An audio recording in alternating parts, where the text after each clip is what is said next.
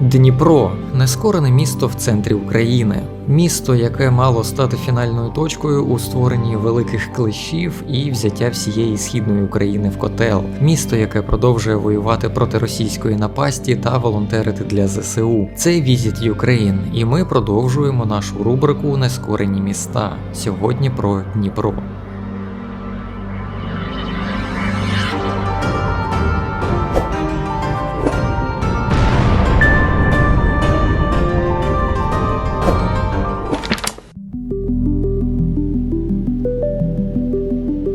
Дніпро майже мільйонник, 968 тисяч на початок 2022 року, посідає третє місце в Україні за чисельністю населення після Києва та Харкова. Його площа сягає 409 квадратних кілометрів, це в 4 рази більше, ніж площа Парижу. Тут знаходиться найдовша в Європі набережна в 23 кілометри і найбільший єврейський центр Менора. Дніпровське метро найкоротше у Європі, протяжністю всього 7,8 кілометра.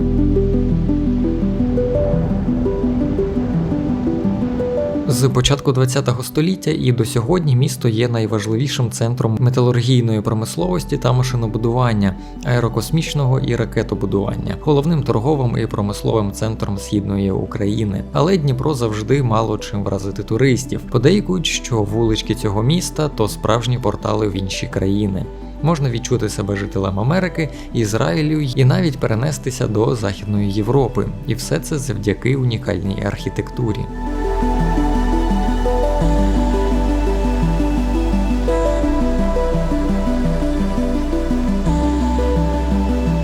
Якщо детальніше говорити про старовинну архітектуру, то варто згадати про Спасо-Преображенський кафедральний собор, який почав приймати прихожан ще в 1835 році. Собор, який будували 48 років, виконаний в стилі типового класицизму, що досить вдало доповнює загальну архітектурну картину міста.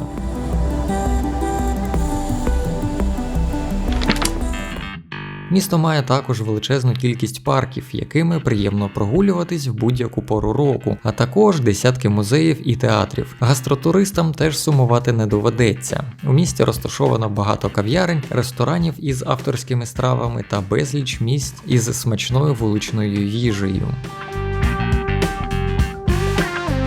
Візитівкою міста є житловий комплекс Башти.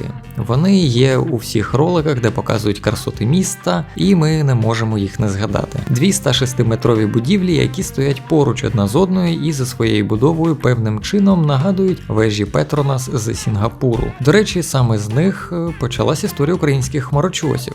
Підпишись і постав лайк цьому ролику для розвитку українського ютубу.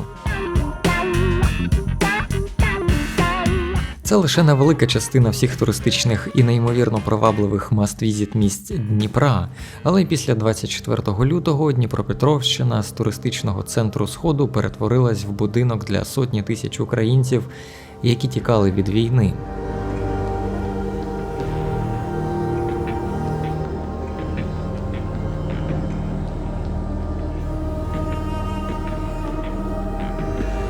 Звичайно, Дніпро входив в план росіян, як і будь-яке інше українське місто, та завдяки Харкову, Бахмуту, Миколаєву, Кривому Рогу Дніпро лишився в умовній безпеці і став прихистком для багатьох. На кінець березня, коли зі сходу і півдня від війни тікала велика кількість людей, було підраховано, що лише один волонтерський центр прийняв понад 5 тисяч осіб. Місцеві жителі, окрім прихистку, також допомагають речами першої необхідності для ЗСУ, забезпечують продуктами, автівками тощо.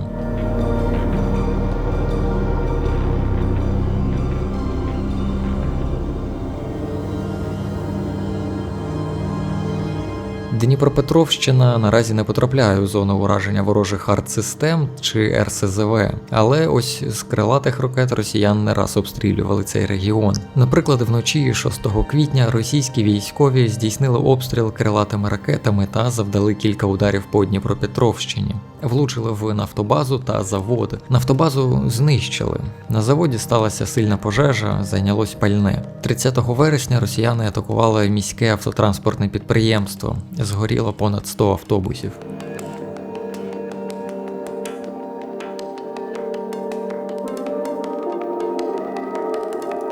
І зовсім нещодавно, 10 жовтня, коли росіяни випустили 86 ракет по Україні, в тому числі дісталось і Дніпру. Ворожа ракета влучила поруч із міським автобусом, в якому були люди. На щастя, обійшлось без жертв. Єдиний серйозний наслідок від ворожого снаряду – це велика дірка в дорозі, яку наступного дня вже і залатали. Комунальні служби Дніпра – 1, російські снаряди – 0.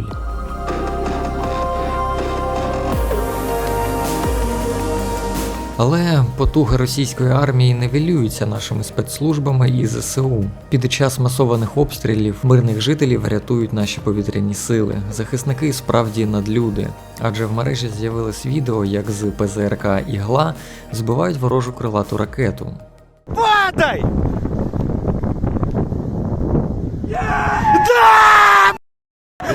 Також ЗСУ боронить Дніпропетровщину. Завдяки вправним діям наших збройних сил ворог не зміг проникнути до Кривого Рогу через Херсонщину. Наші війська зупинили росіян на Донецькому напрямку, завдяки чому східні кордони Дніпропетровської області лишаються в безпеці.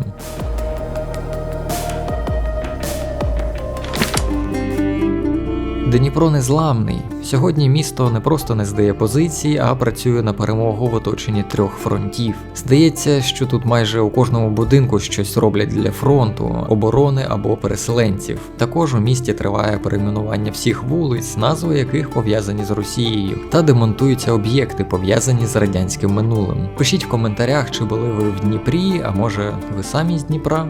Про Запоріжжя, Одесу і інші незламні міста ми розкажемо в інших випусках. А ось тут ми розказували про Миколаїв і Херсон.